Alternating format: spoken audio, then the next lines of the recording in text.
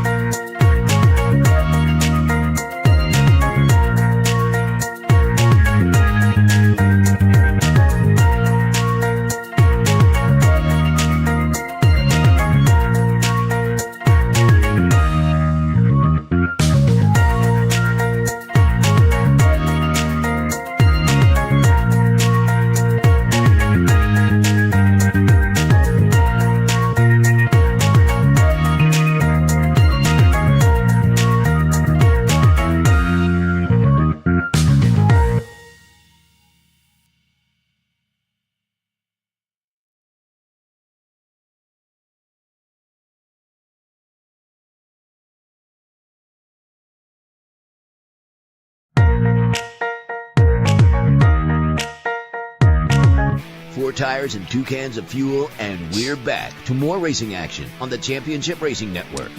Welcome in. Appreciate you joining us here on this first Saturday in the year of 2026. I'm saying that because I'm trying to get used to it. I'm Steve West, Matt Nicholson over there. Producer John on CRN Live on YouTube. I'm sure he will be able to join in on chat if he so feels like it. First things first, Matt, Merry Christmas. Happy New Year. All good?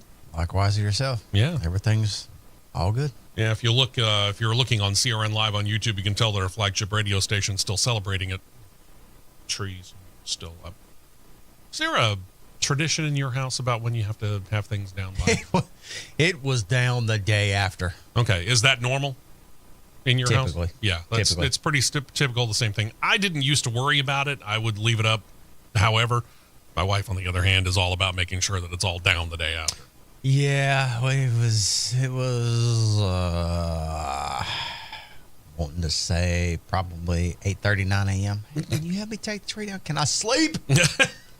No, you cannot. No, you can't. Well, welcome Sorry. in, and thank you very much for rejoining us. We appreciate it very, very much. We did enjoy our time off, no doubt about it, but we're going to get back into it. Maybe later this month, we might need to take another weekend off because we need to be in Charlotte, and Matt and I are both going this year as opposed to just me last year.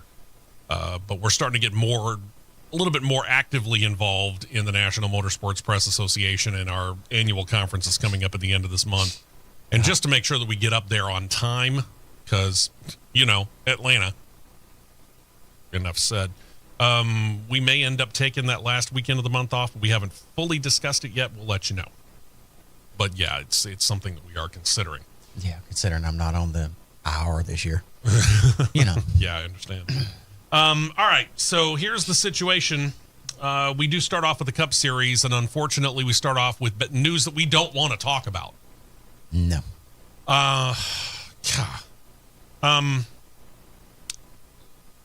Give you a little bit of background here. You think about it. Towards the end of the 2025 season, we learned that Denny Hamlin's father was in failing health anyway. But unfortunately, his life was taken just that much quicker just before 2026 dawned when a fire broke out at the home where he and Denny Hamlin's mother lived near Raleigh, North Carolina. And due to the injury sustained, Dennis Hamlin passed away.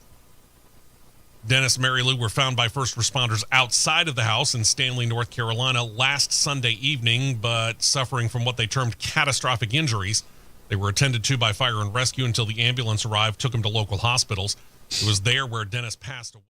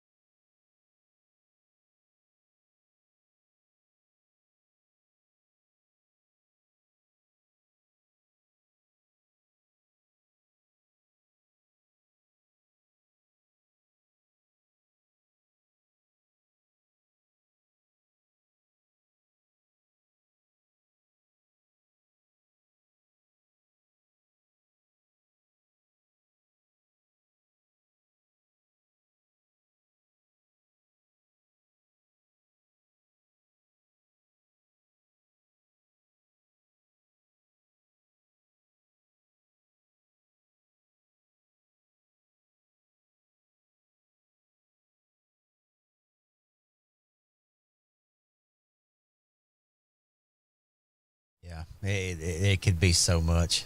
I mean, it's just a bad deal overall. Yeah, Bad deal. It is horrible, and I hate it. Really hate it for him. Yep. But rest in peace to Dennis Hamlin, no doubt about it. Mm-hmm. And of course, all of this came on the heels of the news of the plane crash that had taken the life of Greg Biffle, his wife, and 2 children. It is expected there's going to be a number of tributes to Greg Biffle over the course of the year. Before we get to one of those planned tributes, there is going to be a celebration of life held at Bojangles Arena in downtown Charlotte on January the 16th. It's going to be open to the public, but it's also going to be live streamed. We don't know all the details on that yet. As soon as I find out all those details, I'll let you know. But as far as on-track honorings of Biffle, you think about it, we got Throwback Weekend coming up here at Darlington fairly early in the year. I would imagine there's going to be more than one. Very, very likely. And I would say probably across which of the series. And truth be told, I don't have it in front of me, so I don't know which of the series are running at Darlington doing throwback. At least O'Reilly Auto Parts and Cup, I would presume. I don't know as trucks are running that weekend, and that's the part that gets me. But I would presume that we will see more than one in both the Cup and the talk about getting used to it, the O'Reilly Auto Parts series. Darlington trucks are at Darlington in the spring. All three. Okay.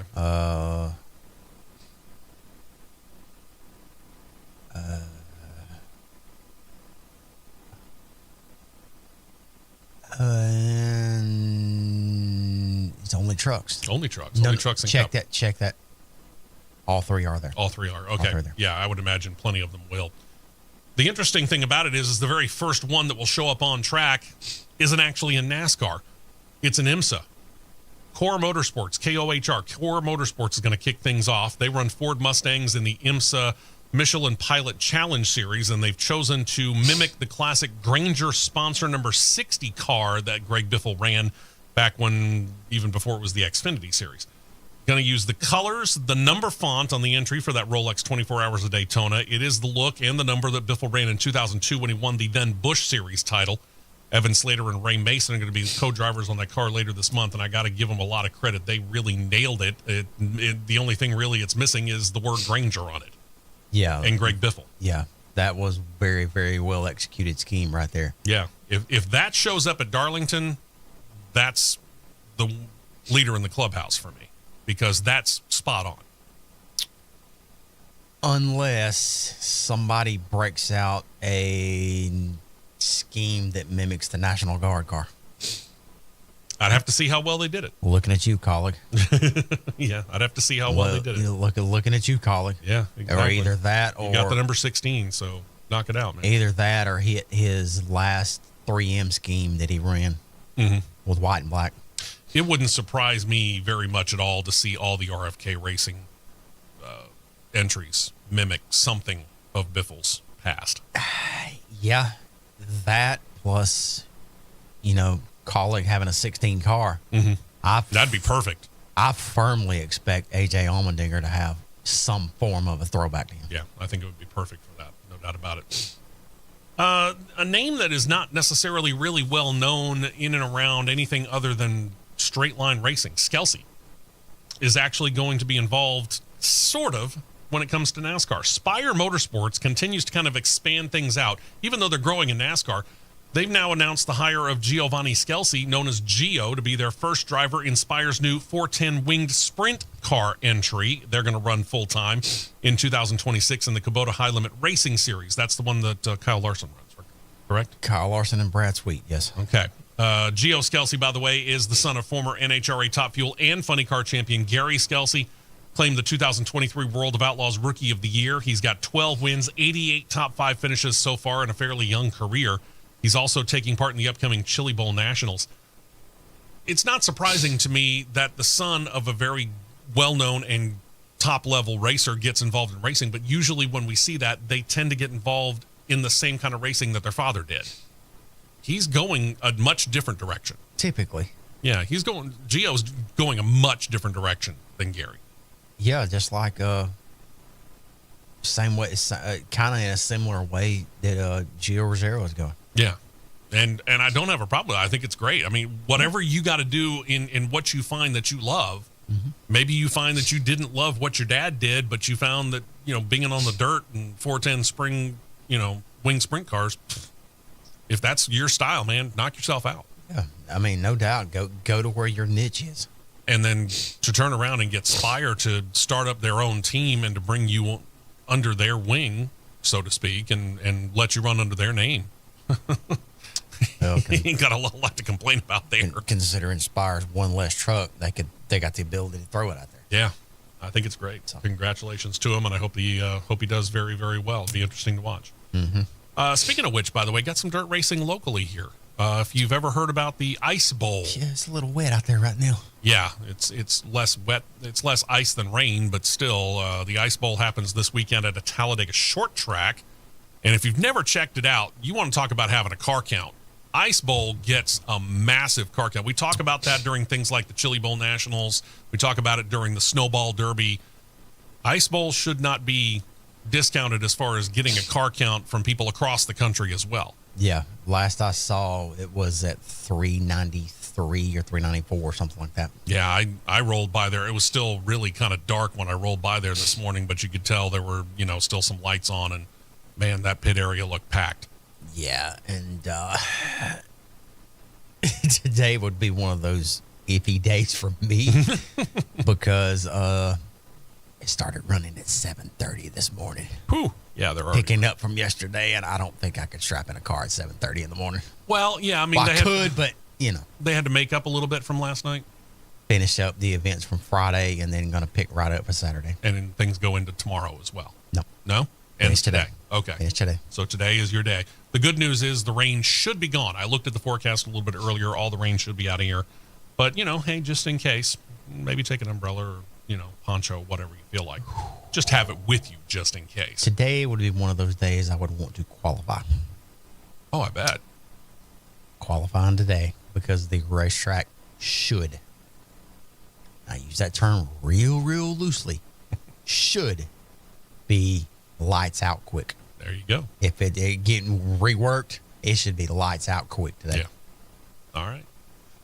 Let's see. One other bit of news here in the Cup Series, and then we'll take a break, and then we'll turn our attention over to, one of the fastest growing companies on the planet, it appears. Kyle Larson, of course, is well known for his racing exploits, not just in NASCAR, where he's now a 2-time Cup Series champion. You can see him showing off the Cup Series title cup right there in New York City, not that long ago when he was on a tour. But obviously he's done a whole lot of other forms of racing. He's raced on the dirt where he's competed in, for example, the aforementioned annual Chili Bowl Nationals. He's run IndyCar the last 2 years in the Indy 500 and much more. In the past, he's also run the Rolex 24 Hours of Daytona. But the last time he did that was now a decade ago. That was 2016. He was asked not that long ago, would he be willing to do it again? And he recently got to talking to motorsport.com and said this, quote, "I think at this stage of my career, yeah, I'd do that again. I had fun those 3 years that I did it. I didn't want to keep doing it every year. Now, here's the hurdle. Who would he run it with?" And I say that because here's the thing. Back then, 2016, he was running for Chip Ganassi Racing in NASCAR, who also owned an Indycar and an IMSA operation. Now he's running for Hendrick Motorsports. Hendrick Motorsports doesn't have an IMSA team. Do they? Speaking. So sure about that. All right, what do you got? One pretty prominent Chevrolet team that runs in the Daytona prototypes. Okay. The big class. Mm-hmm. Let's say it that way. Sure. Action Express. Yeah. There you go. Technically an arm of Hendrick? Because I don't think most people know that. He's got a play in it, I promise. There you go. If Okay. it's Chevrolet, there's a better than 75% odds he's got a play in it. So maybe there's an avenue there, but we haven't heard. Let's put it that way. There is a clear avenue there. But you think about what he did. I mean, he does have an overall win in the Rolex 24 Hours of Daytona. Yep. It happened back in 2015 when he joined with fellow Chip Ganassi racers Scott Dixon, Tony Kanaan from IndyCar, and, of course, Jamie McMurray from NASCAR. They claimed the overall win. We'll see what happens. I mean, could Hendrick Motorsports actually allow him to do it? I don't see why they wouldn't. I mean, this is something that is prestigious for them, and, of course, it's something that they can hang their hat on when they can say, hey, listen, our Cup Series driver has one too. Now he's got two. If he can go to Perth, Australia and run the high-limit sprint cars in Australia. I have no doubt that he'll be able to run a Hendrick clean house. Pretty sure he could go to 24 and run an IMSA sports car that's half as, how do I word this? Half as dangerous. Yeah, let's just say that, as a sprint car. Yeah. Well, and I mean, all these drivers that race in sprint cars, and you and I have looked at them, and you're more the racer than I have, and we got a close-up look at it, and you kind of backed off a little bit when you started looking at some of the details on a sprint car. I could not and I'm going to look squarely into this camera for YouTube for this. For those that have not had eyes on in a very close proximity to a sprint car, I could not bring it to myself to drive an automobile, much less a race car, period, that has the drive shaft that runs directly in between your legs. Yeah. End of discussion. You pointed that out to me, and I went, I understand why there's a pause. But, hey, knock it out, man. If that's what you want to do, go get it. Yep. He's going to do what he wants to do, and that's the way that Kyle Larson is, and I get it. That's the way racers are. They love to do it. All right, so last year we talked about the rise in prominence of the IHRA. Now we get to talk about the IHRA not only continuing a buying spree, but putting shots across the bow, if not directly into the side of, the NHRA. We will be right back with more on the Championship Racing Network.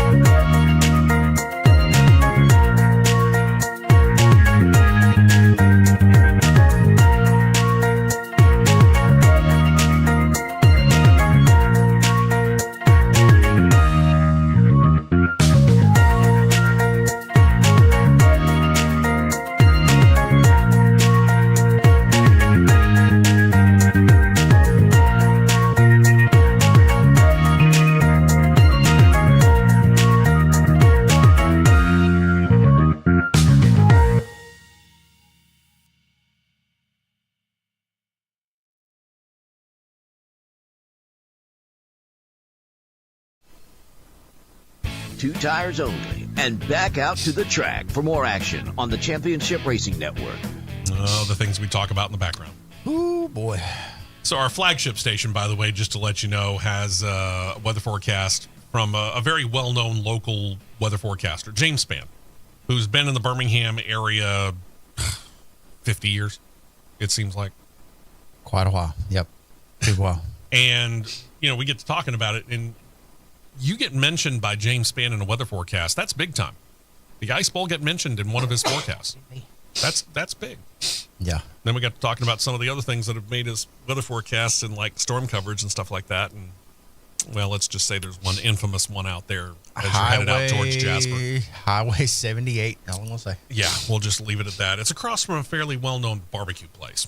Green Top Barbecue. Yeah, we'll just leave that at that. All right, straight line. And if it hadn't been for the situation with Denny Hamlin's family, his dad and his mom, obviously, I think this would have been the top story because things, yeah, they kind of tend to slow down when you're talking about holidays that are back-to-back like Christmas and New Year's are. Mm-hmm. But the IHRA said to heck with it. We're full speed ahead. Let's move on. For example, let's take this in chronological order. Christmas Eve. NHRA officially announced the closure of a transaction that we had started to talk about a couple of weeks before Christmas, in that the league had officially acquired Memphis International Raceway and Memphis Motorsports Park. They acquired the whole thing. Now, if you're looking on CRN Live on YouTube, you can tell that's the tower, for all intents and purposes, of the drag strip. Mm-hmm. It needs a little help. A little bit. And in a moment, John will flip that, and he'll kind of go back and forth between the two. There's the oval track. Speaking of needing help, it needs a little help. And the funny thing is that these facilities haven't been open that long. They were open in what, the early 80s? No. How old are these? I mean, it has hosted the IHRA. It's hosted NHRA Full Throttle Drag Racing Series over time, so not necessarily the top of the line, but to see these facilities go downhill as quickly as they have is a bit of a surprise. The drag strip opened in 1987. Okay. With a road course. Okay. The oval was built in 1998. Okay, so again, these are not that old, and to be in that bad a shape? Where it came in that bad a shape is because from when Busch Series stopped running there in mid 2000s, I think, mid to late 2000s, then it sat a while, and then ARCA started coming back. Mm-hmm. Well, I was at the last race that ran at Memphis. Mm-hmm. The facility was in decent shape. Yeah. The thing that lacked the visible maintenance was the ball field that was on the front stretch. I can see that. It was in rough shape. Yeah. The only main stands that were intact were the front stretch. Yeah. And from that picture, it looks like all of that stuff has been taken down. It has been taken down. But the outside perimeter, I mean, yeah, that's a recent picture of where the trees are on the back stretch going into turn 3. Yeah. But the outside perimeter around the front stretch and around into turn 2 is not in that terrible shape. Okay. All right. So the track itself should be in pretty good shape. Yeah, the track is in good shape. The track's in pretty decent shape because you could go, and it was from when we went to Memphis just spent the weekend in Memphis one weekend. Mm-hmm. And stayed downtown. And I think it was on that Saturday afternoon. I knew it wasn't that far away in Millington. And I was like, let's go ride. Find somewhere to eat and just go ride. I want to see this place. Mm-hmm. Okay. Drive right into the gate. Is by the drag strip. The gate is by the drag strip. And long road that drives around to the back. This is on the back side of the property. Yeah. You can drive on one of the access roads, basically the hauler access road to get into the track. Mm-hmm. And literally could drive to the back stretch gate. Wow. And it was wide open. I'll be darned. And I was like, okay. And I'm looking like, is anybody else around here? Now, let me ask this real quick. This shot that John's got up here, at the top here, behind where I guess would be, I don't know, suites or something like that. Yeah, those are old Is suites. that the road course or is that the end of the drag strip? That's the drag strip is actually in between where that road course area is and the oval you're looking at. Okay. The drag strip is right there where you see one of the straights of the road course. Is that a better shot? Yes, the end of the drag strip is right there at the top of the suite area when you're looking at it on YouTube. Mm-hmm. The top of the suite area, not the first road that you see coming out of the left-hand side, but the next area up. That's where the end of the drag strip ends at. Okay. And then that's the access road to go back to the pits. Yes. And then way back up at the top is where the road. Correct. Yes. Got it. Okay. There's the edge of the drag strip right there. You got in that image right there, dead center of the picture. Gotcha. Okay. So everything's really in close proximity here. Extremely. The IHRA has the whole thing. They've bought the entire thing. Like he was talking about, let's give you some history here. The Oval Track hosted ARCA, what is now the NASCAR O'Reilly Auto Parts Series, the Craftsman Truck Series, along with Trans Am and AMA Superbikes at this facility. With the new management of the IHRA, the facility now becomes the next in the Durana name, Durana Motorsports Park Millington. And I find this interesting because technically this facility is closer to Memphis. It's about 5 miles south of there than it is to Millington. Millington's about 10 miles north of the facility. It splits the difference in between Millington and Memphis. Yeah. Yes. As you can see, there's work to do to get this back into racing shape, both when it comes to the tracks, tower facilities, and everything. IHRA officials said that they will announce their facility improvement plans and plans for the ultimate racing slate soon. Should include not only drag racing, but probably their new stock car series on the oval. It's kind of almost kind of D-shaped oval, not quite. It's the front stretch has got a real slight bend to the front. Yeah, very, very slight. It's not as obvious as Richmond and Iowa, but it's there. Yeah. So, but it's about the same length and the same idea as Richmond. So that's one. When that stock car series hits that oval, I will be there. Oh yeah, absolutely. And I think that's a phenomenal track to watch a race at. I think it'd be great. It will also be interesting to see what they can attract to put out on the road course. Yeah. Because the IHRA, not yet anyway, considering the buying spree that they're on, God only knows. But right now, they don't have a series that they control that runs road courses. I guess they could put their stock car series on there if they wanted to. As popular as the series is getting, they get that road course back into shape. I will not be overly shocked to see the SVRA series hit there first. The series that runs old vintage stock cars. Yeah. And vehicles. Okay. I think that would be your first avenue. We'll get back to that here in a little bit with some other sad news, but that's later on down the line in the show. Second bit of expansion news from the IHRA. Once they got done with everything over in Memphis, they went out and they bought the former NHRA destination Heartland Motorsports Park, or Topeka, as it once was known as well. This is a facility that opened in 1963 as Topeka Dragway and began to expand, switched its name to Heartland, and hosted not only national drag racing, but road course racing. You can see an example of that if you're looking at CRN Live on YouTube. Also hosted karting, motocross, and a lot more over time. But then things kind of financially began to get tough. Well, now Daryl Cuddle's come to the track's rescue. He bought the facility. The closing was announced actually early this past week. Cuddle said this, quote, Heartland Motorsports Park is one of those places that simply matters to racing. It has history, soul, and a footprint that allows us to think bigger than just a racetrack. The goal is to restore this facility with respect for its legacy while building something that serves racers, fans, and the community for generations. Cuddle noted plans for some of the plans anyway for the facility beyond just racing, including restoration of the current facilities and upgrades where necessary.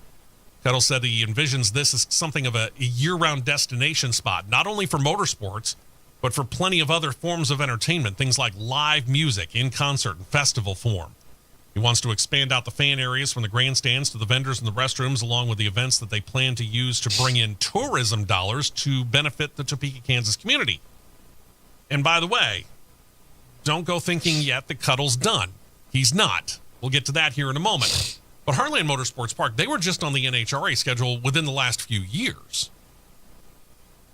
This is a recent involvement that the NHRA said, okay, we're done racing there, because not necessarily because the NHRA wanted to be done there, But because the owners of the facility at that time said, hey, listen, we're having financial problems. We really can't do this anymore. Right.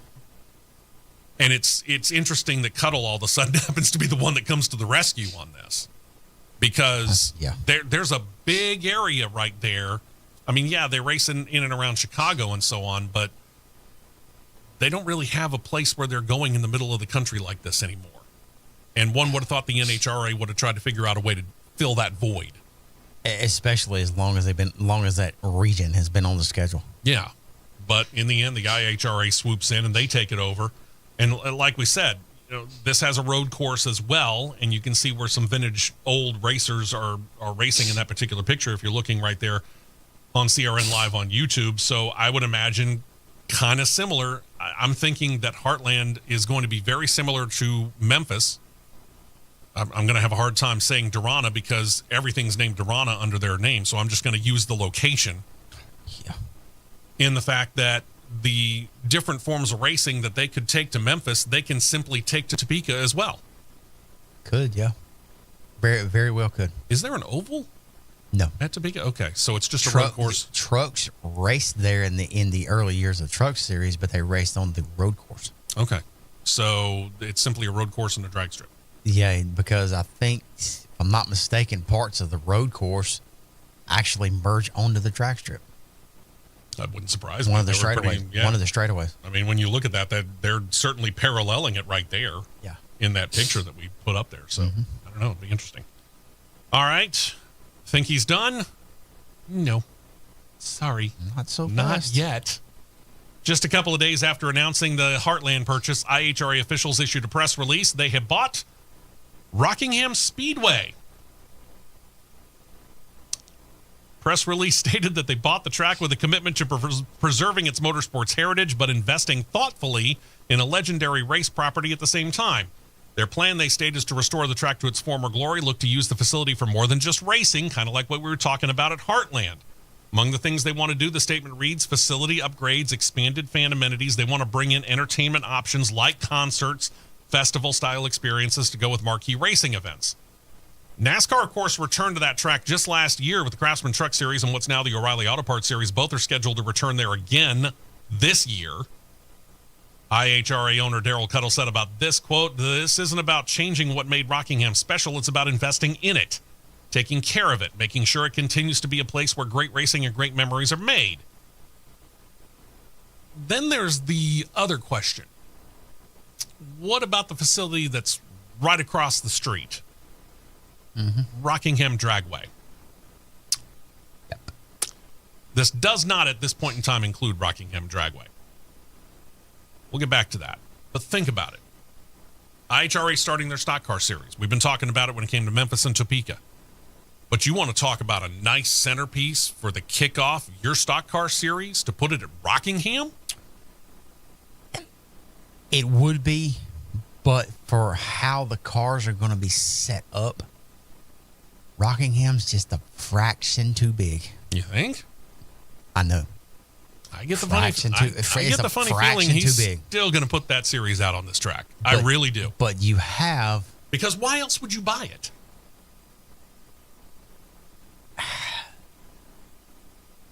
Unless he's eyeballing taking the reins of something that he can put on it that will run on it. Because the way the engine and the setup is going to be for the stock car series, I don't think it's going to be quite big enough to be able to handle Rockingham. Rockingham's a mile, right? Rockingham's 1 mile. And, excuse me. Now, super late models, you can make it work. Mm-hmm. But with late model stocks and pro late model style cars, based upon the it's a little bit too big based upon the rules that I've seen. That you've read. Okay, I've got It's a little bit too big. So this doesn't preclude the fact that he might decide to alter those rules a little bit. You would have to alter the rules a lot. How massively? I mean, we're talking about basically two different cars? From an engine and driveline setup, absolutely. Yeah. Because for the ones that are going like, what is he talking about? Mm-hmm. I'm going to use a comparison for the ones that know. I'm going to use a comparison of crate engines. Okay. Motorsports crate engines. Late model stocks, you've got the equivalent of the steelhead crate engine. Mm-hmm. This is the best way to describe it right here. The way the engine setup is, which is the ones that are in the motorsports world, we know them as 602s. That's the end of the pin number on the engine. The last three is 602. All right, that's your steelhead crate engine. You can't turn those steelhead crate engines sustained over 55 to 100 to 6,000 RPM. But you're 6,000, you are pushing it. And over the number of laps that they would probably want to run a race at a Rockingham. Oh, yeah, you would have to change. You have to change. The number one thing on maintenance on those engines are the valve springs. You have to change those valve springs every handful of races. Mm-hmm. Okay. But the sustained RPMs that a crate engine like that would take, it's not feasible. You would have engines that pop right and left. Okay. Okay. Your pro late models would be an engine style setup of what you classify as your 604s, which is aluminum head. Aluminum head crate engines have a little bit longer sustainability because of how the top end's built.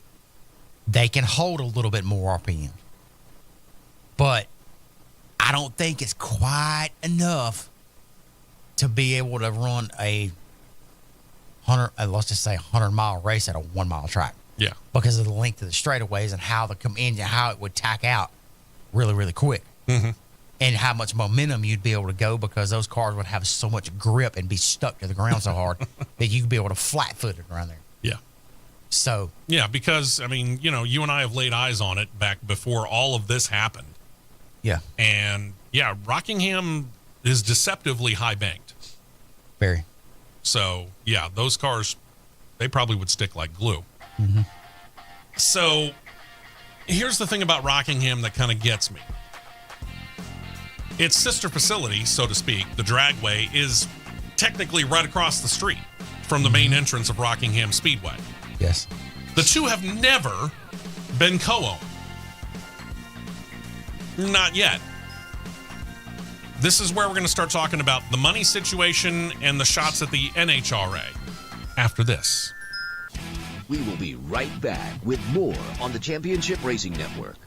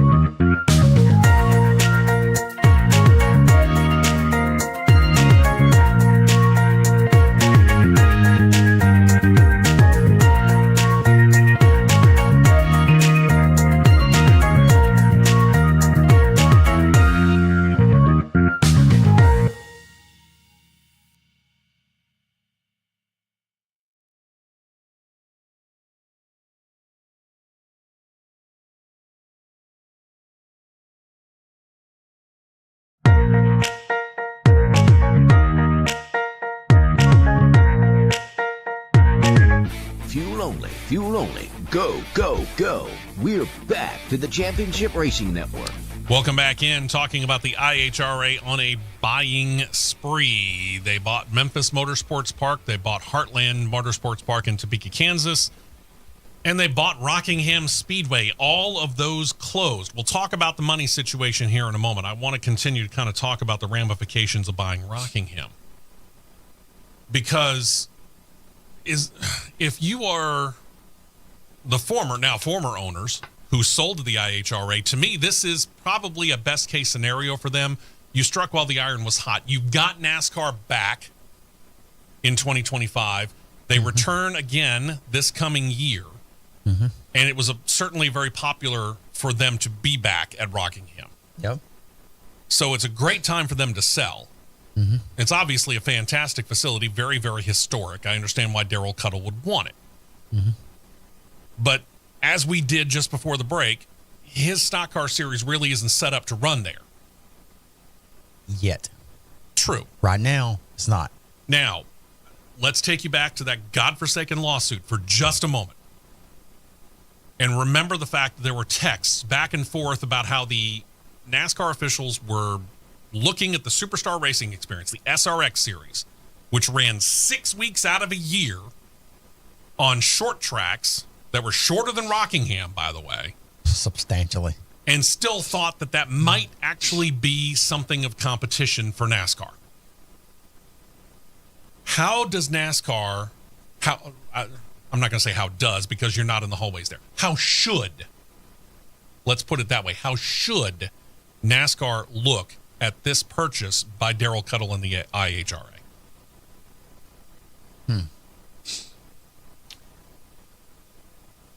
Honestly, they shouldn't look at it as, how do I word this? They shouldn't look at it as anything from a negative standpoint. I wouldn't think so. Because you've got somebody, I'm going to word it this way. At the rate they go through of late, what it seems, how they go through flipping the schedule. 1 or 2 years we'll go here. 1 or 2 years we'll go there. 1 or 2 there's no sustainability. Okay? Yeah, right. All right. They shouldn't look at it from a negative standpoint for the simple fact of you've got someone and an organization. Granted, it is a drag racing based organization. Sure. Even though they've got other ventures. Yeah, we're going to announce another one here in a minute. Even though they have other ventures. You shouldn't look at it negative because someone in their organization is bringing financial sustainability to get the facility up even further. Yeah, and if neither NASCAR nor Speedway Motorsports Incorporated is going to buy this track and have it under a proper NASCAR banner, for lack of a better term, yeah, what are they to worry about? They shouldn't. Yeah. I mean, the facility's still every bit as viable. In fact, maybe a little bit more so now that you got a guy who's got a little bit more money, is not all that worried about it, is not really, I mean, sure, the tax money and whatever benefits that come from the state of North Carolina because of this being a historic track, I mean, that all helps. I don't think a little bit of money is the word. Yeah, but I mean, with him. Yeah, Darrell Cuttle is certainly quite wealthy when it comes to that. So if anything, they should look at this as this is a much more viable facility now than it was before. Very, very viable. All right. Because of what I read and what I've seen, when everything was closed for Rockingham, within 24 hours he was immediately conversing and talking with the promotion staff at Track Enterprises with Bob Sargent and everyone about next steps of keeping everything on par and on pace as they're set for the year, with the aspect of adding more. Sure. So mine's in the right place. Yeah. Well, sure. and you and I both know this. Anything that just sits idle, it ain't making money. No. So why wouldn't you want to put more things there, be it racing or festivals or whatever? I mean, Rockingham is not exactly a major destination. Let's put it that way. I mean, it's not the easiest place, not the hardest place to get to, but it's not the easiest place to get to either. I'm not sure how many big festivals you're going to get there, but I could see you pulling concerts in and having people go there because the seating for a concert actually is pretty good. You can get a big name there. You can get a lot of seats sold. Yeah, I could see that. I don't know what the sound would be like, but that's another story entirely. Not sure either. All right, 2 things regarding this. Number 1, again, want to make sure that you know this, that right across from the main entrance, go across the roadway, there's Rockingham Dragway from Rockingham Speedway. It's interesting to note that the IHRA bought the Speedway but did not buy the Dragway. Now, that's not to say that they don't have eyes on the Dragway. They may very well. Right.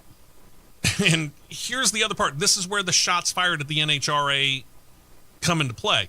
Considering that the NHRA just announced that they're going to run their first ever points event at the facility coming up later this year, it would be really interesting for him to turn around and within the span of give or take a month, if he were to do it really soon, to buy Maple Grove in Pennsylvania and NASCAR bug out in a heartbeat, and then turn around and buy Rockingham Dragway and see then what the NHRA would do. Would they bug out that quickly again? And based upon what they did, I would say you're right. They would. They would.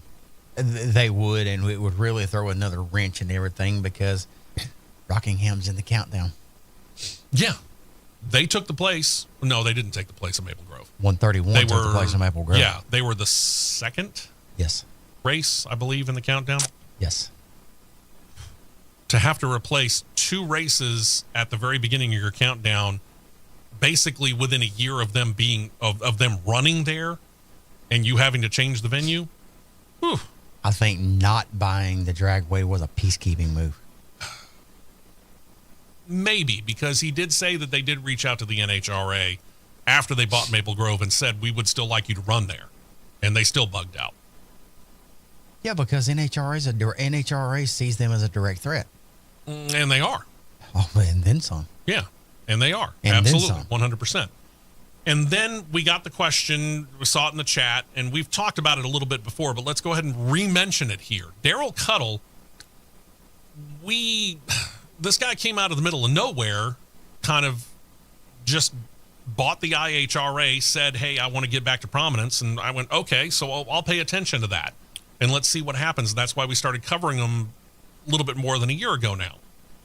And then he goes on this buying spree in addition to having bought the IHRA. And we're like, where the heck is this guy getting his money from? Well, Matt did a little bit of research and found out he's got a pretty good base where he got his cash from.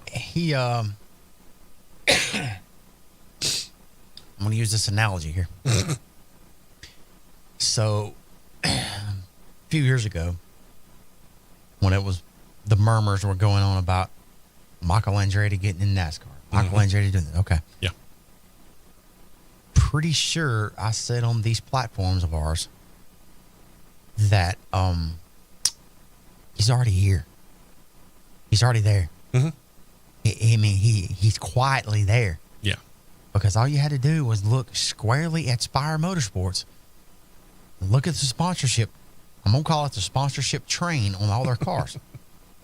Every single last one of them aligned up with the sponsorship train that you saw on the then Andretti Autosport cars. Yeah, in IndyCar.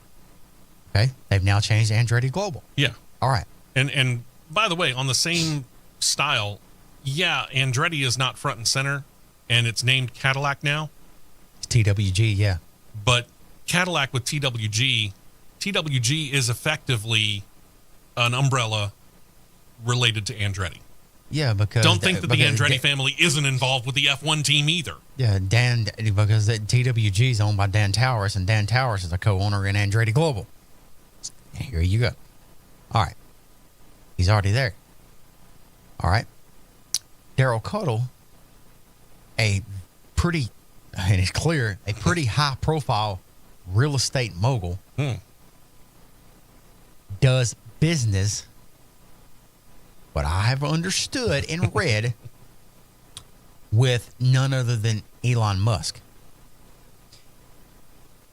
Here's a legitimate question. Is Elon Musk quietly easing himself into motorsports? That is an interesting question. Because you can't sit and tell, and I'm using this from a facility purchase standpoint. Okay. You can't tell me these facilities are like going like, oh, here's a check. They're substantial. The numbers on them are substantial. Yeah, that's true. The price tag number is substantial. Sure. So it's a legitimate question. Is he like, I see potential here.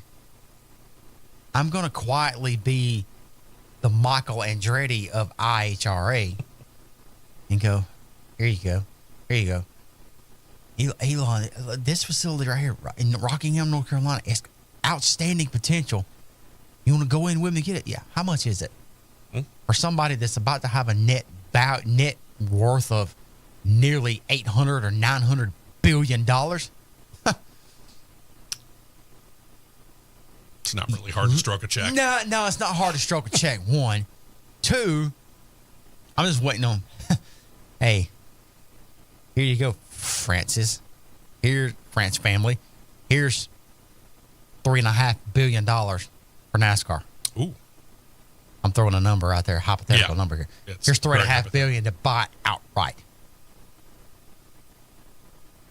Is he doing this with Darrell Cuttle? Because the Maple Grove, Rockingham, Topeka, these are encroaching on NHRA and a little bit of NASCAR territory. These higher level NHRA facilities.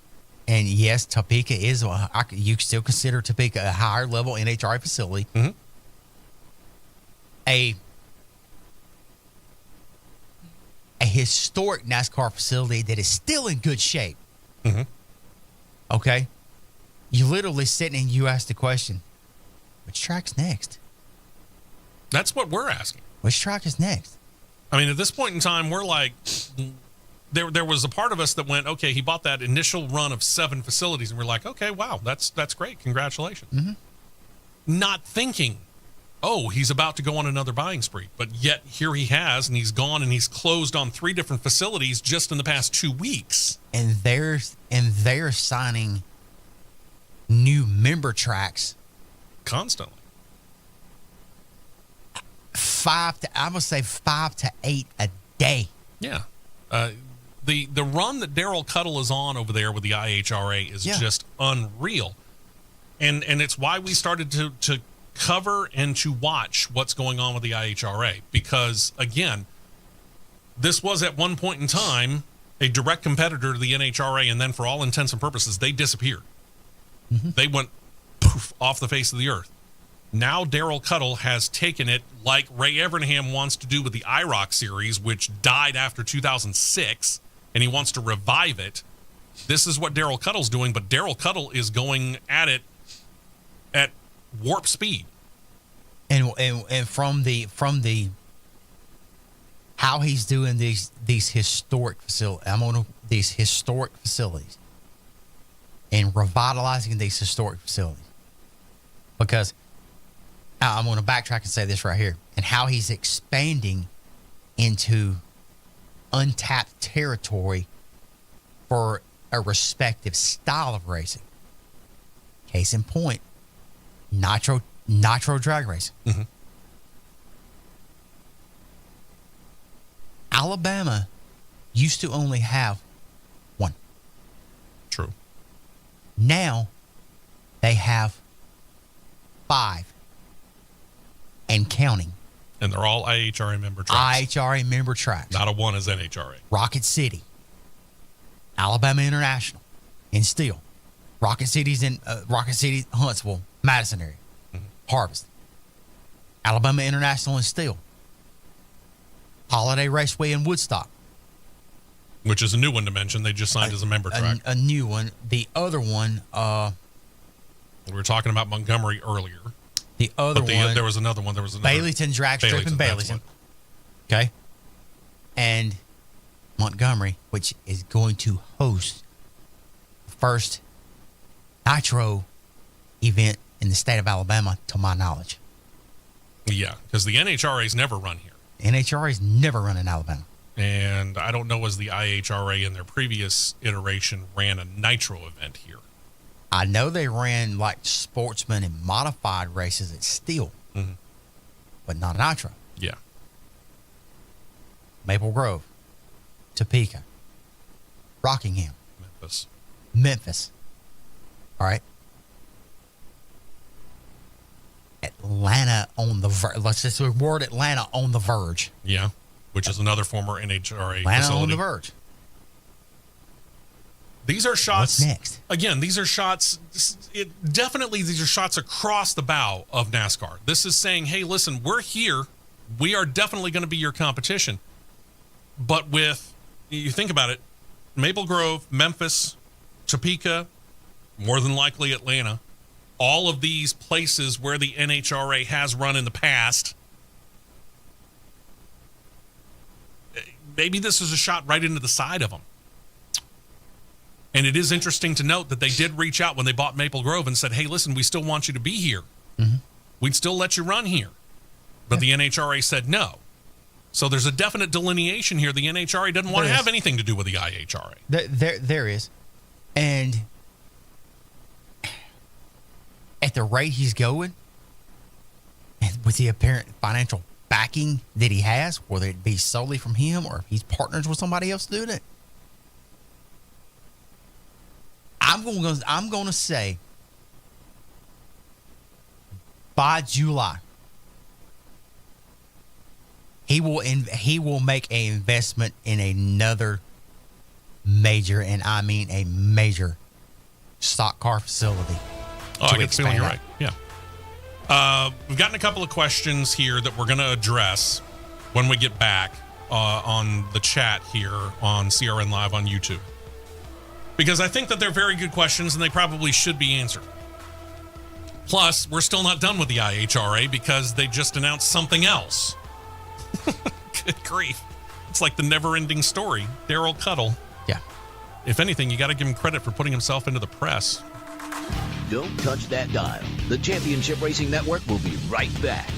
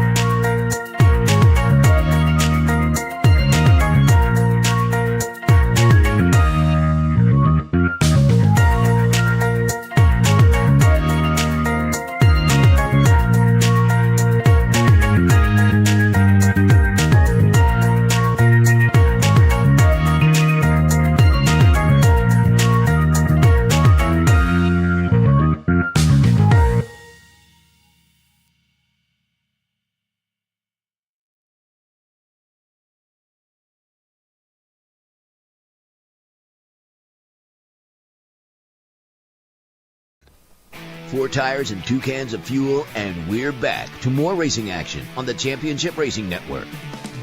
Welcome back in. Hour number 2 underway officially, talking about the IHRA. They've bought 3 facilities just within the last 2 weeks, and these are high-profile facilities. I mean, some of the other ones we could understand in that 7-track run that they bought 6-7 months ago, whatever it was. We could understand it if you didn't know all those facilities because, you know, they were not all that well-known nationwide. These are well-known nationwide if you know anything about dragway or drag racing. Oh, yeah, very. And, you know, Daryl Cuttle certainly very much involved in what's going on and you know, working with Elon Musk. And it brought up an interesting question, or a couple of interesting questions, actually. The first one, if Elon Musk is involved, I hope he doesn't want to try and change all of these series to electric. Don't hold your breath on that. Yeah, I wouldn't bank on that one. Because here's the deal. Yes, we cover Formula E here. It's the all-electric racing series, blah, blah, blah. The thing about it is Formula E is a curiosity, which has, yes, gotten FIA certification as a world championship, and that's why we continue to cover it, but we started covering it just because it was a curiosity. Mm-hmm. And the truth of the matter is you and I have seen that NASCAR sanctioned, ABB sponsored, whatever it is, electric vehicle. And it's interesting, but you want to know what's missing? Sound. It's I saw the Mustang Mach-E run a demo run at Wilkesboro last year, and it was hideous. Yeah, I mean it was hideous. It's amazingly quick. I'll give them credit for that. It's amazingly quick. But all you hear is that high-pitched electric whine. And yeah, David Reagan could not even get the car into the corner because it's so straight line quick. Yeah. Ridiculous. It plows. I mean, that's really the best way to put it. And that's the thing about it. If you sit and you watch a Formula E race, it sounds a heck of a lot like a basketball scrimmage in an empty gym. Yeah. It sounds like sneakers squeaking on a hard court floor. Mm-hmm. And that's what Formula E sounds like. I mean, again, I go back to this. You go back to the very beginning. I watched the very first race that they ever did. And back then it was on Fox Sports and much easier to find than it is on CBS Sports. Yeah. They put a music bed under it because they didn't know what to expect. That's the concern about it. So, no, I don't think it's going to happen. The thing about race fans is, by and large, we want to hear the engine noise. And we really don't care how big or how small the engine is. We want to hear the engine noise. Something. So don't worry about that. Could he do an all-electric division? I could see that. But he's not changing at all to it. So don't worry about that. Yeah. This one probably is a little bit more of a thinker. If he's going to buy a facility, does a drag strip have to be involved with the facility or as part of the facility? Obviously not. No, Rockingham, no. Yeah. I mean, he buys Rockingham Speedway. He doesn't buy Rockingham Dragway. Again, could he? Sure. Oh, yeah. He obviously, I mean, if you bought Rockingham Speedway, it's right across the street. It's hard to not notice it by when you go there. Yeah. Not hard at all. But obviously, he could buy whatever he wants. You know, if it's for sale. And here's the thing, for the right price, everything's for sale. Pocono. You want to talk about a track that this IHRA series definitely would not run at. Ooh, man. Yeah. No, it doesn't have to have any other facility. It could be an oval track, could be just a drag strip. For all we know, he could have his eye on just buying a road course that has nothing else. I don't know. True. We'll see. And Jeff, you are correct. I'll admit to this. Why would the NHRA run at a place that the IHRA owns? Because it does actually benefit the IHRA in the long run. But it was, for me, I think, was how quick the NHRA bugged out. I mean, literally the day after it was announced the IHRA had closed on Maple Grove, the NHRA was gone. Mm-hmm. So that tells me they had something in the works. They knew something was going on, something was brewing, and they were starting to work on a backup plan, and they were able to make it work as soon as the IHRA announced it. Mm-hmm. So, so hopefully that kind of helps out a little bit, Jeff. Yeah. One other note on the IHRA, they started up a new water-based racing series. They have the new Pro Watercraft Racing Series that'll debut later this year. $250,000 purse will be handed out under this. It'll come under the IHRA's Offshore Powerboat Racing Series sanctioning body division. They're going to use jet skis in this. Again, Pro Watercraft Racing Series. Statement from the IHRA promises that the Offshore Powerboat and Pro Watercraft Series are only the start for their long-term investment into pro watercraft racing. This is what we're talking about with the IHRA just expanding exponentially. And then some, but I guess next... And no, we're not going to cover that on a regular basis. I guess next September will be the invasion of IHRA in Alabama, because with the Outlaw Nitro Series running in Montgomery on the 11th through the 13th, the Offshore Powerboat Series will be racing in Orange Beach same weekend. There you go. There is some NHRA news to talk about. Has nothing to do with tracks. Has everything to do with the fact that they're coming up on their 75th anniversary. And just like NASCAR did, NHRA is following suit. For example, NASCAR named at their 50th anniversary the 50 best drivers in NASCAR history. NHRA did the exact same thing, 50 best drivers in NHRA history. They're going to expand it out as they get into 2026 to the 75 best drivers. And just like NASCAR, instead of an all-new list, those existing 50 from the previous list will be added on to by 25 others. First names will be announced on Monday, January the 5th. The next 4 Mondays to follow, and we'll cover drivers from both the professional and the sportsman classes. So you'll get, 5 drivers each week, I think is what it is, until you get all of them. Plus, NHRA officials announced that once all 75 names have been announced, fans are going to have the chance to purchase a commemorative book that will celebrate the lives and careers of all 75 members on the list, which will include profiles and plenty of pictures of them. You can see right there, if you're on CRN Live on YouTube, it's kind of right there in the middle. That big NHRA 75 Legacy of Speed, that's probably pretty much what that book's going to look like if I were to guess. Maybe it's another book in addition to that. I don't know, but they're going to go big time on this. And they should. This is a big anniversary. You make it 75 years. It's huge. No doubt. Good for them. Speaking of having just made 75 years, let's talk about the guys in Formula One. 2025 is now in the rear view. We begin to make some changes, and one of those is officially ending the name Sauber in favor of the Revolut Audi F1 team. So before we officially pour the last shovel of dirt over the Sauber name and put it out of its misery fully, let's give you a history of it. The team started officially in 1970 by Peter Sauber, produced sports cars first, worked his way up into Formula One, officially joined the series in 1993. Now, Sauber codenamed all of the cars he built by using the letter C. That was for his wife. It started in the low ranks of European sports cars and then worked his way up. The C5 was ready for a Le Mans entry in 1977. He continued to build and run sports cars under the Sauber banner until the rules changed in 1991, and he struggled with those new rules along with his power plant provider Mercedes. So the two sides decided to change tactics and decided to move into Formula One. Initially, they were going to try to do that in 1992, but work on the car and the new engines delayed their entry until 1993. So here comes Sauber with Mercedes in their first 2 years, moved to collaborate with Red Bull through 2001, and then sponsorship switched to Petronas Fuels through from 2002 through 2005, and that's when BMW bought into the team. With BMW sponsorship and engines, Sauber enjoyed its most successful seasons. They finished second. It's hard to believe that Sauber at one time finished second in the Constructors' Cup. That was 2007, though. Third the very next season, but then BMW decided to stop producing F1 engines after the 2009 season, and they just remained as a title sponsor through the 2010 season, and then they were gone.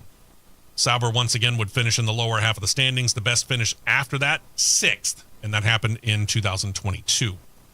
So as they were last known, and we'll give you a quick little picture of the last stake F1 team kick Sauber entry. 513 F1 races officially entered, 510 starts. So that meant they didn't qualify for 3, in other words. The team only ever claimed 1 win. Happened with driver Robert Kubica in the 2008 Canadian Grand Prix. They only ever claimed 1 pole, and that was also during their time with BMW Power. They officially end with only those really 2 accomplishments to go along with 28 podium finishes and 5 fastest lap awards. Sauber, again, now officially done with the 2024 deal that confirmed that Audi would be taking over Sauber completely for 2026 and onwards. Sauber is still somewhat a part of the operating situation because they are going to use the facilities that Sauber had. Mm-hmm. But for all intents and purposes, Sauber is gone. There you go. Peace out. Thanks for coming and playing. Yep. Cadillac having a little bit of fun with social media. They've already released several news items that way. You're playing the tease game. Just yesterday, I wasn't able to get this up for producer John to put on CRN Live on YouTube, but I'll try and give you as best a mental picture as I can. Just yesterday, as we air live on this Saturday, Cadillac put up a post, and really it was a close-up of a cat's eye. Up at the top, words, reflections of the future, and if you look closely at the eyeball, you'll see the number 24 sitting in there. And then in the bottom left corner, the date, 1/5/2026, which is 2 days from now, Monday. So they have an announcement coming up on Monday. Now, there's plenty of speculation as to what this might be. And we'll play a little bit with the speculation just because there's actually an interesting connection here. We'll confirm it on Tuesday when we bring you the first Cross Flags podcast of the year. But it is interesting to note that many people did note this could be the announcement of their official 2026 reserve driver. Remember, they can't run Colton Herta. He doesn't have the proper F1 Super License points yet. So they have to get somebody who's got an F1 Super License. Well, who was the last driver to use the number 24 in Formula One? Remember, got to be out of the series for 2 years before the number goes back into general population use. Well, could be Zhou Guanyu. He was the last driver to use it in Formula One, and he was last year the official reserve driver for Ferrari, which means that the number 24 technically is still active under Zhou Guanyu. He was released from that role Friday morning, and it was shortly after that Cadillac put that post out. Is it a tenuous link? Yes, but there's more to think that might actually be valid right there. I would say that it would be. You could do worse than Zhou Guanyu as your official reserve driver. Considerably. I mean, thinking of the fact that, Scuderia Ferrari, no less than Scuderia Ferrari, thought well enough of him to make him their official reserve driver. True. Certainly could do a lot worse for Cadillac in their first year. Very true. What was it when you got me the North Wilkesboro bottle? Was that just last year? Mm-hmm. Okay. So you went up to the All-Star Race festivities, and they were selling some mason jars, for lack of a better term, of old North Wilkesboro asphalt. Mm-hmm. And you got me a jar, and I appreciate that very, very much. Well, if you're a big F1 fan, you might be interested in this because Suzuka's doing the same thing. Japan's noted Suzuka road course, where F1, among other series races, is undergoing a renovation, and it starts with a repave. And if you are a big F1 fan or just love Suzuka for whatever reason, you can get in line. You can buy some of the old asphalt that's going to be ground off before they lay the new layer down. The course's official X account posted earlier this week saying this, quote, due to the road resurfacing construction on the Suzuka Circuit West course, we will be selling the asphalt from the racing course that has hosted various major races such as F1 and the Suzuka 8 Hours. Here's the situation. I don't know what the price is.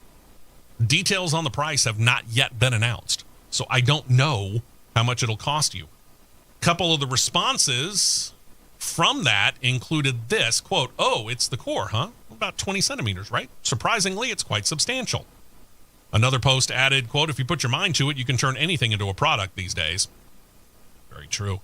Not everybody was impressed. A couple of other comments included this. One, quote, please produce a lot and lower the price, unquote. So somebody figured out what the price was. Another one added, quote, but it's probably expensive, right? Unquote. Probably.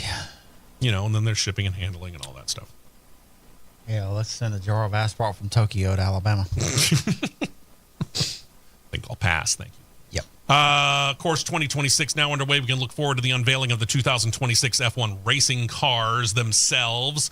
First unveiling is going to happen here in less than 2 weeks. Racing Bulls and Red Bull going to show off their racing cars in Detroit at Ford's headquarters January the 15th.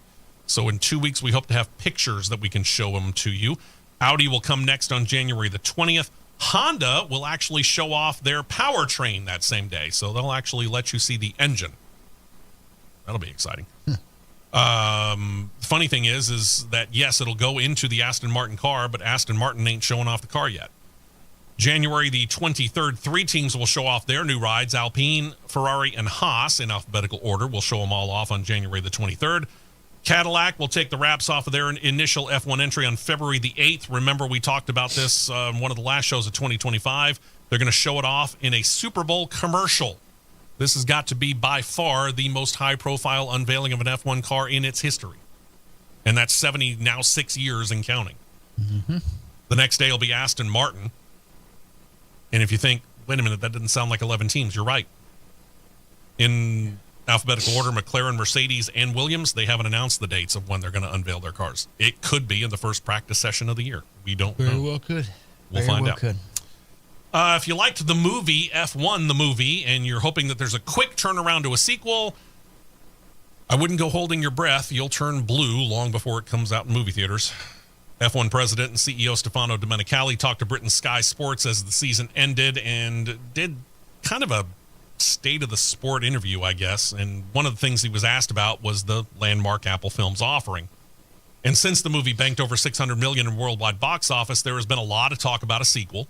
We've talked about it plenty of times here on this show. Domenicali said this, quote, "Well, I think that it's never say never. We're working on a plan. It will not be eventually or too soon because it needs to digest."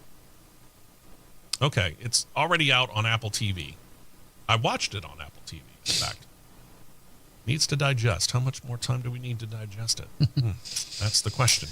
Yeah, but anyway, Domenicali continued, there's going to be a longer effect of the first movie. The next one has to be credible, authentic, and new. The film, coming while the Netflix series F1 Drive to Survive is still a much-watched event that drops just before the new season. All of this prompting a surge in the interest in the series here in the United States, but Domenicali doesn't want to have a sequel just for the sake of having a sequel. And that I understand and that I appreciate. Mm-hmm. Because while we have seen where a sequel can be as good, maybe even better than the first one, it's not a common occurrence. It is rare. It is rare. So we shall see. Domenicali was then talking about other aspects of the 2025 season. He said this, quote, "I think it's been amazing, an amazing season. We were able to wrap the last race, 3 drivers competing for the title, seeing that they are, all of them, fighting for each other is just amazing. Season's been phenomenal because we have seen such growth. We have seen new fans coming in. We've seen a lot of interest from a lot of commercial partners, understanding the value of our proposition." Now, again, said it before, I'll say it again here just before we go to break. Cup Series is still the king of motorsports here in the United States of America. Mm-hmm. But F1 continues on a growth pattern that has been a steady climb. It's not straight up by any stretch of the imagination, but it's just a nice steady climb. Mm-hmm. And what's been going on with those ratings for the Cup Series? Falling. Step by step. Falling for sure. Just something to think about over there, NASCAR guys. Just something to think about. And we still haven't heard what's going to happen with the playoff situation or how they're going to settle, how they're going to do the title in the Cup Series, or for that matter, the O'Reilly Auto Parts or Craftsman Truck Series this year. Somewhere down the line, they're going to have to figure that out because, hey, if you look at the calendar, racing is about a month away. They got to do something. Might want to get on it, NASCAR. Stay right here for more on the Championship Racing Network.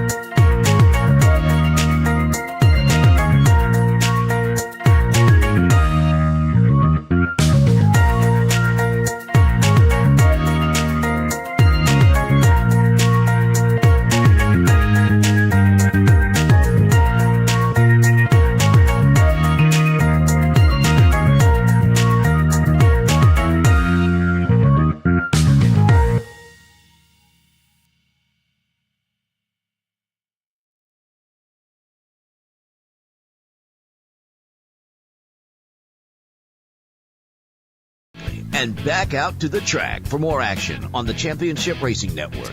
Welcome back in here. We got to be out the door directly, by the way, at 10 o'clock because our flagship station is going to turn over coverage to Alabama basketball. They are the Alabama affiliate, and they've got Kentucky as they kick off SEC action. So high-profile early tip.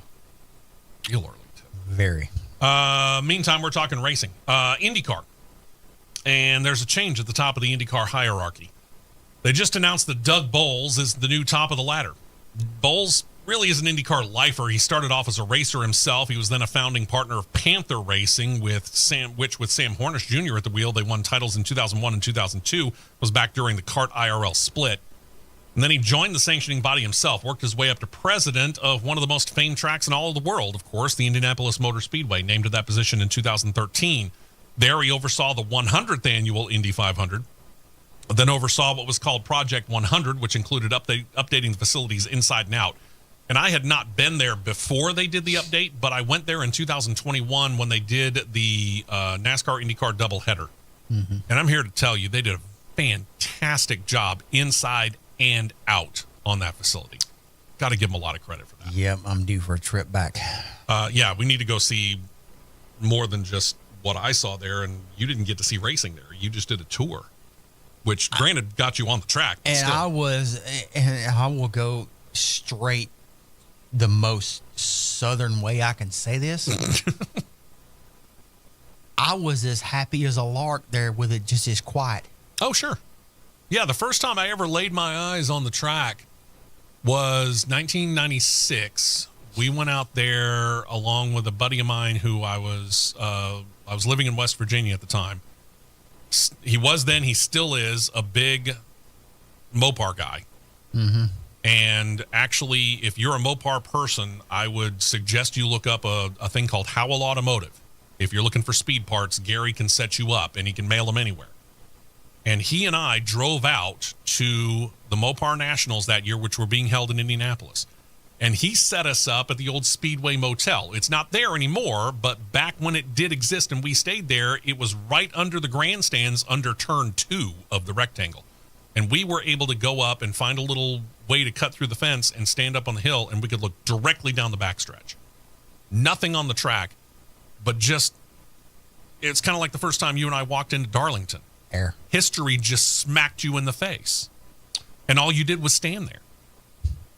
It wasn't so much for me as it smacking me in the face just seeing the place from the outside. But because before I actually was able to do it, I always said, if I could get to that yard of bricks and just stand there and look down that stadium, mm-hmm. If I could just stand there, I would be suffice with it. Yeah. Hey, it's here's your cool. shot. Here's your shot. It's cool. Drive it around there. We actually wasn't able to stand there. I was actually able to just go sit underneath the start-finish line on the yard of bricks, mm-hmm. and there's not a soul there, mm-hmm. but me sitting there. Yeah. And then you're just taking everything in. You could sit there and you look down the yard of bricks, and just you're looking at the inside wall. You hear the whispers. Yeah, that's the best way to describe it. That's a good way of putting it. Yeah, you hear the whispers of Andretti passing by, Unser, Foyt, Ray Hall, Gordon Johncock, guys like that. Yeah, Hornish, Montoya, just passing by one at a time. And then you start thinking about how NASCAR comes in there, and you think Gordon winning the first one, Dale Earnhardt winning it, Tony Stewart winning it twice, Gordon Earnhardt in his backyard, Stewart, Rudd, yeah, just guys like that. The names and the history of that place is just unreal, and it's all there. And Doug Bowles did a fantastic job of overseeing it. Now he becomes the president of IndyCar, takes over the position that was vacated by Jay Fry. We'll talk about him in a second. He held the position for almost 10 years, where he worked with Verizon and NTT Data as series title sponsors. Work on the car's safety and aerodynamics. He also saw a renewed interest in the series, where the field is now full with 27 entries each race. Bump day is once again a dramatic thing leading up to the Indy 500. meaning at least one car has to go home, if not more. Fry moved into the role of president of Rahal Letterman Lanigan Racing, but congratulations to Doug Bowles. Well earned and well deserved, and I'm sure he'll do a fine job. But let's talk about Jay Fry for a second and what's going on at Rahal Letterman Lanigan Racing, because they've got a job on their hands. They are excited about the possibilities, though. Remember, they've got Mick Schumacher coming in. And once they get him used to oval tracks, oh yeah, there's that. Like most who come up through the Formula One feeder ladder, oval tracks are something that most have never experienced. And it kind of freaks a whole lot of F1 drivers out, truth be told. Many F1 drivers talk about the possibilities that IndyCar brings. Most state that they wouldn't want to make the move because IndyCar races on oval tracks. Mick Schumacher is one of those who's never been on an oval track, but with a handful on the 2026 schedule, that learning curve needs to be accelerated. Rahal Letterman Lanigan Racing President Jay Fry just talked about it to Racer.com, said this, quote, he'll be in a car in 3 weeks in a row. He'll be in a car in Homestead later this month, then Sebring, and then Phoenix. We're going to get him on the simulator before then. He'll go to an oval, a street course, basically with Sebring, and then another oval. And that's really the first 2 races that we have with a street course and an oval. The sim schedule is being worked on as well, but we will certainly have Mick in the sim prior to going to Homestead. The exact dates that put him in the car, Homestead, Miami, will be February the 4th before all the teams get into preseason testing at Sebring, which will happen February the 9th and the 10th. And then the very next week, they head out to Phoenix to do a test February the 17th and the 18th, since the series hasn't raced there in, almost a decade now? Coming close to? Yes. So there's the need also, by the way, to complete and pass the rookie test at Indianapolis Motor Speedway so we can race in the Indy 500, something that Kyle Larson had to deal with and several other drivers. I'm sure Mick Schumacher could pick up a phone and talk to pretty much anybody, and they'd help fill him in. I would not be taking him to Homestead. I would take him to the Indy Oval, let him start getting laps there. Well, the question is whether or not they would allow that, because Indianapolis Motor Speedway might not.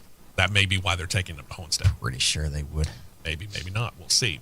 Fry noted that he is currently looking also at bringing in somebody who could help Schumacher and his oval track learning curve. Says that people like Dario Franchitti have a role like that at Chip Ganassi Racing.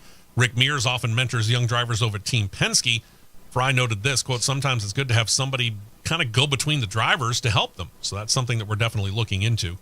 Right after the first of the year, I'm sure that we'll have more of a conclusion on that because it is important. Some people said, why wouldn't you do it with Graham Rahal? Graham Rahal's got his own car to worry about. So probably not going to be him. Juan Montoya. Some guy who actually knows oval tracks and road courses. Ding. Could work. It could work. Finally, Catherine Legg got into a couple of NASCAR races in 2025.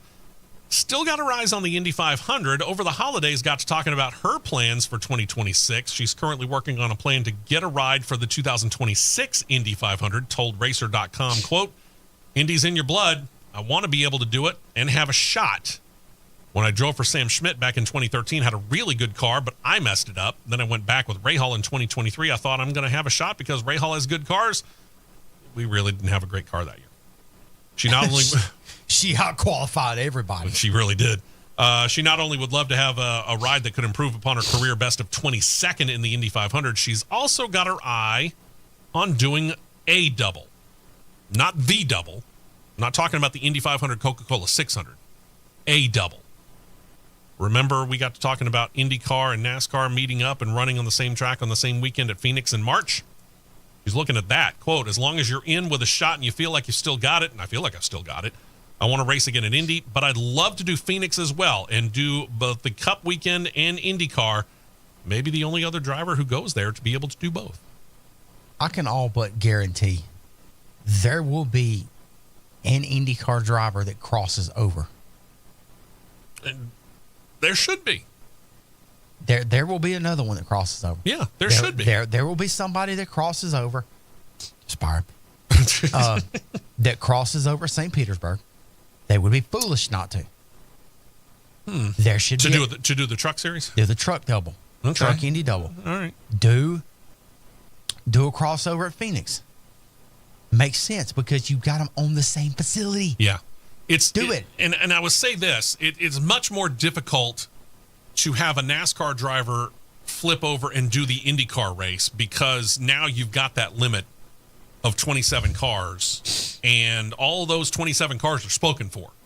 So you'd have to qualify your way in, which is not to say you couldn't, but you'd be behind the 8 ball versus a bunch of drivers who are much more used to being behind the wheel of an IndyCar than you are. Right. So I think it's much more likely to have an IndyCar driver flip over into a truck, O'Reilly Auto Parts, or a Cup Series race than it is for any of those NASCAR Series drivers to go and run IndyCar. Mm-hmm. So that's the explanation right there. Let's take our final break here, and when we come back, speaking of the O'Reilly Auto Parts Series, we were wondering who was going to take over the number 48 for Big Machine Racing. We now know. Also, speaking of tracks changing hands, one in Canada's changing hands. Darrell Cuttle hasn't bought this one. Well, not yet. Maybe he will later. And some weird news out of NASCAR as well. All of that and more coming up in our last segment. We will be right back with more on the Championship Racing Network.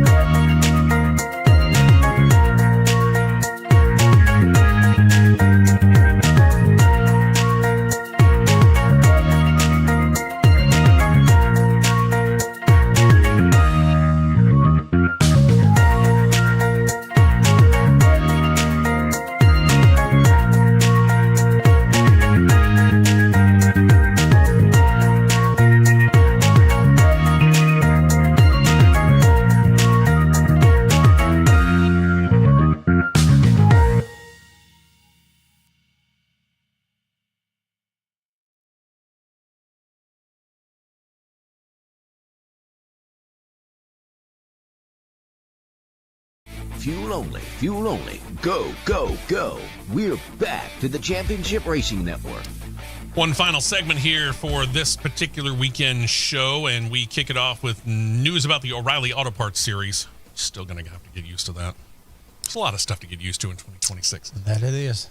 Big Machine Racing has announced who's going to take over the number 48 Chevrolet for 2026. It's a driver we've talked about before, Dr. Patrick Staropoli.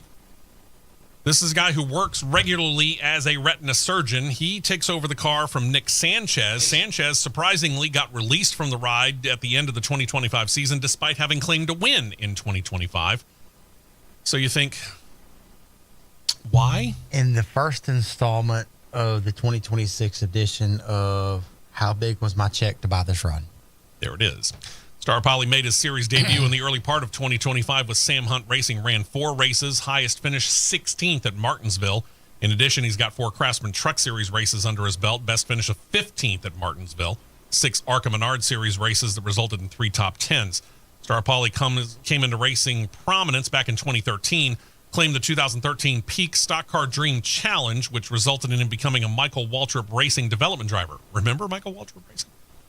He would run ARCA West in 2014. For 2026, sponsorship from a group called Syfore, Syfore. This is a medicine that Star Poly uses daily in his job as a retina surgeon. There it is, right? Said he hopes he can also raise awareness with the ride for age-related macular degeneration and geographic atrophy, which I get it. And that's a great thought. I appreciate it. But here's the question.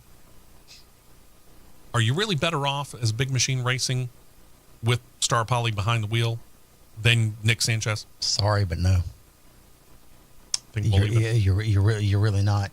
Think we can leave it at that. Good cause that he's raising awareness for. Yeah, all about that. That's great. But wonderful.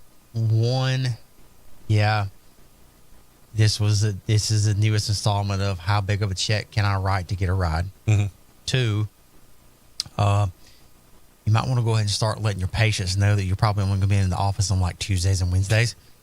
Doing surgeries and everything. You're not going to be there on Mondays because of team stuff. Yeah, if you're full time, man, you are definitely got to be at the track or at the shop.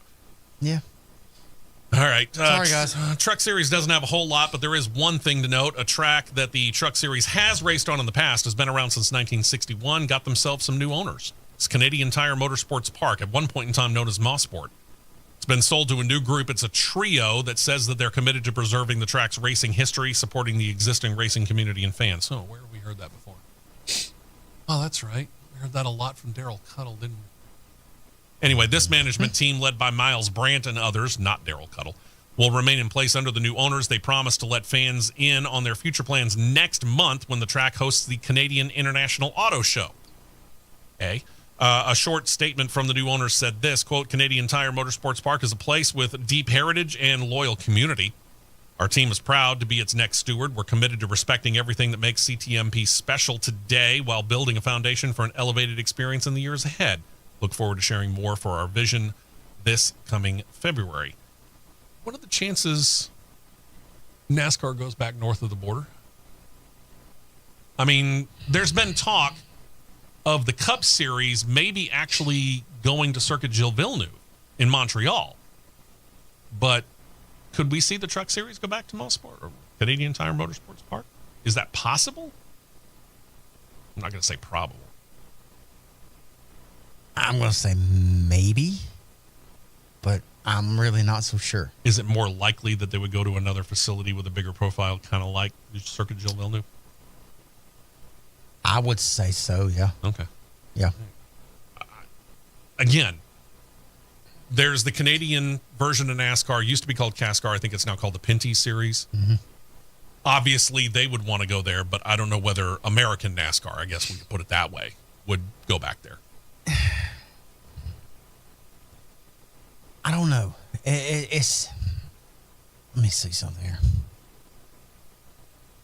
Pinty Series. Here we go. Oh, it's now called the NASCAR Canada Series. Oh, I apologize. Yeah, it's changing names so fast I can't keep up. Mm-hmm. They don't even have a schedule out yet. Wow, really?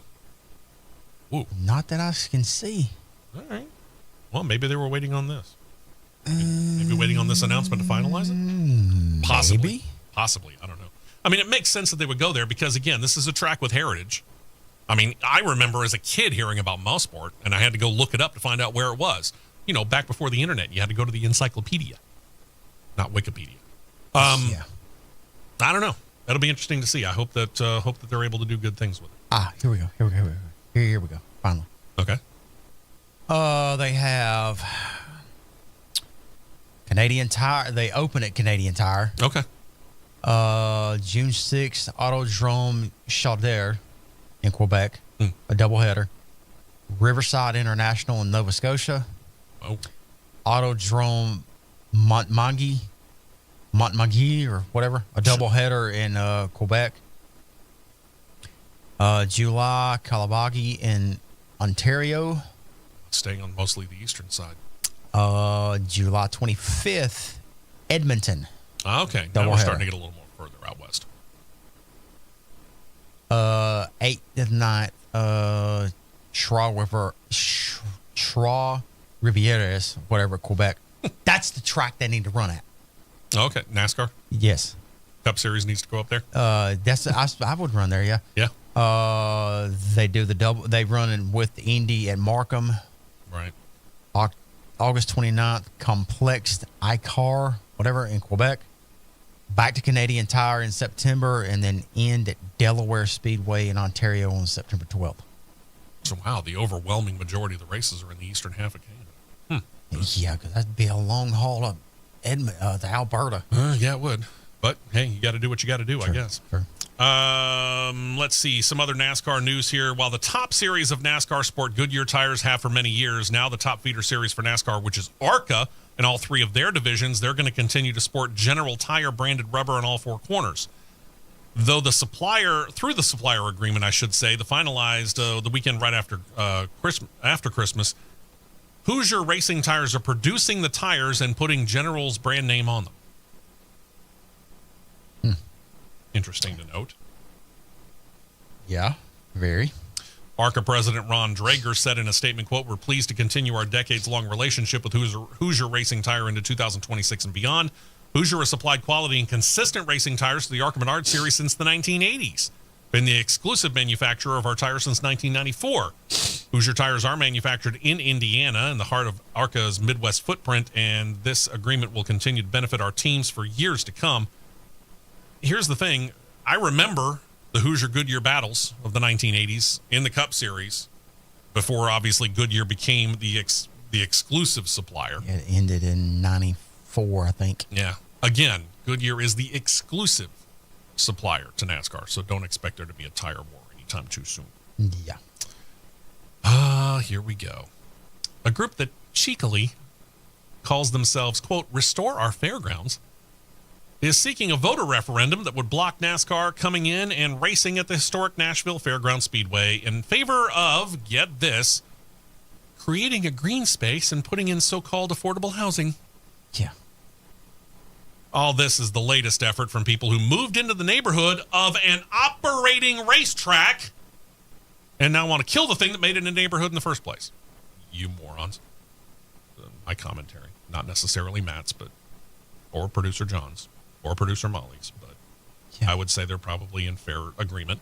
Mm-hmm. Paperwork got filed December the 8th. With the Nashville Metro Clerk seeks to amend a 2011 referendum that passed overwhelmingly at that time regarding protecting the fairgrounds for its original intended purpose, racing. The measure passed with 72% of the vote. Almost 3/4 of the vote said we want to preserve it for that. This new call for a vote means that voters in the Nashville metro area now get another chance to protect over a century of racing in varying forms. Yeah, Nashville Fairgrounds has been around for over a century, hosting racing of varying types, not necessarily always auto racing. Mm-hmm. But it's always been there. And then suddenly a neighborhood sprung up around it, and you moved into the neighborhood with an operating race course, and you're complaining.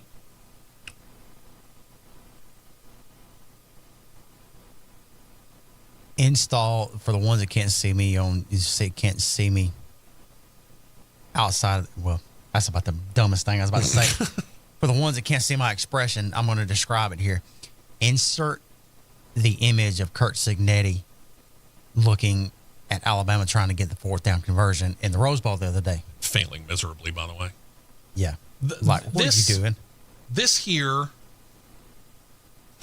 sadly reminds me of the efforts to kill it, and unfortunately reminds me of then Birmingham Mayor Larry Langford, who was able to kill Birmingham International Raceway and had that stupid cat ate the canary grin that I want to slap off of his face as he took the wrecking ball to BIR. Forgetting the fact that there is a century of racing there, we'll just knock it down. Mm-hmm. Well, we got big plans for where this is. If you go to the Alabama State Fairgrounds right now, where BIR used to stand, there's nothing there. You tore it down for no purpose. These guys want to take down a historic track because they moved into a neighborhood with an operating racetrack. Mm-hmm. I'm sorry, who's the moron? I'll leave it at that. Yeah, buddy. Some sad news to report here. The passing of a gentleman by the name of Michael Printup. And you might not know that name right offhand, but Printup was a racing lifer born in Hamburg, New York, spent almost 30 years working for NASCAR, even has a stint as the president of Watkins Glen International. Printup also oversaw AmeriCrown and Levy Food Service that was contracted at a dozen NASCAR-owned tracks, including our own Talladega Superspeedway. Back in 2023, he resigned from Watkins Glen International and joined Racing America. He was president of something that Matt mentioned last hour, the Sports Car Vintage Racing Association, the SVRA. Was promoted to its COO in early 2024, where he also oversaw the Trans Am Series presented by Pirelli. Michael leaves behind his wife, Stephanie, their 2 boys and 2 granddaughters. Reason for his passing not given. It was only stated that his passing was unexpected. Michael Printup was only 60 years old. Bad deal. I was in contact with him on social media on several occasions, and we would, go back and forth on a couple of different things from time to time. Really, really cool guy. Took the time. Very, very open about his racing exploits and some of the things that he wanted to do. And when he found out my affinity for Watkins Glen International, back when he was still the president there, he was like, yeah, you need to come up. And it just, unfortunately, was never able to make that trip. Well, if some things had have lined up like they should have, we probably would have. That's another rant for another day. And one more note here, or a couple of more notes here as we turn our attention to our last subject material of the day, and that's the fine folks over at Formula E. This idea about trying to have more than just white guys racing has long been a topic in just about every motorsports series there is. We've seen NASCAR Hall of Famer Wendell Scott. Now we got the likes of Bubba Wallace. We got Kyle Larson racing at the top of the NASCAR ladder. IndyCar's seen the likes of Janet Guthrie, Lynn St. James, Catherine Legg, who we talked about earlier, but really other than Danica Patrick, no woman's had much success at the top of American open wheel racing. Of course, we can say the same thing about NASCAR. Formula One is so keen on building up the likes of a Lewis Hamilton as a minority or a female driver at the top level that the FIA recently approved the F1 Academy, the all-female series that they equate to about the level of Formula 4. But not much other progress has been made, it appears. The most success really for women and other minorities has come in drag racing, where we have seen both men and women of color as well have success. Think Antron Brown, think the Force Daughters, think Leah Pruitt. This is a list that actually could go on for quite a while when it comes to drag racing, right? Well, Formula E is so keen on having a woman in the series soon that series CEO Jeff Dodd actually thinks that it will happen real soon. Said he expects a woman to compete for a Formula E title within the next 2 seasons. At this point, only 3 women have ever even started a Formula E race, and that's to mixed results at best. In the series premiere, the aforementioned Legg was joined by Michaela Cerruti, but that was the only Formula E race for Legg, and Cerruti only raced 3 more events before moving on to other things. The third and final to this point has been Simona Di Silvestro, who we have talked about racing on occasion in IndyCar, but not really having a whole lot of success there either. She came in late in season number 1 as a fill-in. She was a full-timer in season 2. She did score score points in 2 races, and she's the only woman so far to score championship points in Formula E to date. But the FIA sanctioned all women's tests for Formula E in the past 2 off seasons. Formula E teams are signing female development drivers quickly. One of them actually signed a 14-year-old. She's about 4 years away from getting her actual driver's license in her European native country. But she signed as a development driver for a Formula E team. Think about that for a moment. Works, it works. Yeah. Dodd said this, quote, "So a year on from the last test, we halved the timing gap between the championship male driver and the female test drivers. My instinct is, if you ask me to bet, I would say within the next 2 years, you'll see a woman driving in the world championship. It's my bet." Well, put your money where your mouth is there, Mr. Dodds, and let's see whether or not that actually comes to fruition. It'd be interesting to see. It is true. And I'm not rooting for or against it. I'm of the opinion here. I mean, go back to my BIR days when I was the track announcer there. And one of the constant questions was, how old do you have to be to get into a race? And the question was answered not with, you don't need to be a certain age. We want to make sure that when you're sitting in the race seat, you can reach the accelerator, brake, and clutch pedals, if there is a clutch pedal, and see over the steering wheel. Nope. And if you can do that, we'll put you in a car, or we'll let you get into a car. Can you race? That's the question. That's really the only question. Because in the end, this is a performance business. You know this better than I do. Because the truth of the matter is, you can be as high profile as you want. Danica Patrick, ring a bell? Danica Patrick brought sponsorship and all the other stuff that came along with it, including all the press that came with it. But if you don't win, you find yourself out of a ride. Go nowhere. Gotta perform. For sure. Gotta perform. For sure. That's it. And if you can do it behind the wheel of a Formula E car, knock yourself out. Be glad to see it. Cross Flags returns this week as well. I'm sure we'll have information for you on the Cadillac situation, and we'll figure out some other stuff because I know that stuff will break then, between now and then, I'm sure.